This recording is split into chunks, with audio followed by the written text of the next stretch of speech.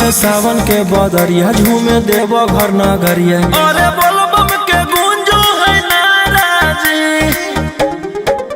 छोड़ी महल अटारी चढ़े सुहिया पहाड़ी। अरे बाबा के भक्ति सारा जी। डम डम डमरू बजत चलो है, फुलावा से रहिया सजत चलो है।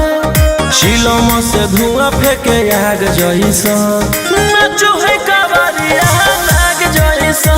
नाचो है कावरिया नाग जैसा। नाचो है कावरिया नाग जैसा।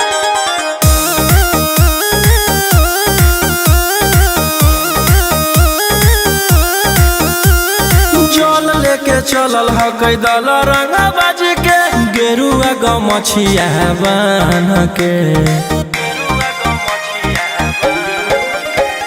मन में है भक्ति मिलो है कैसा कति, चले सभे सिनेमा तान के।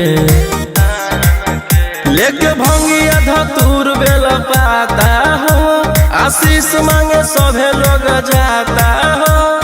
कोयल बोले मधुर राग जैसा, नाचो है कावरिया नाग जैसा। नाचो है कावरिया नाग जैसा। नाचो है कावरिया नाग जैसा।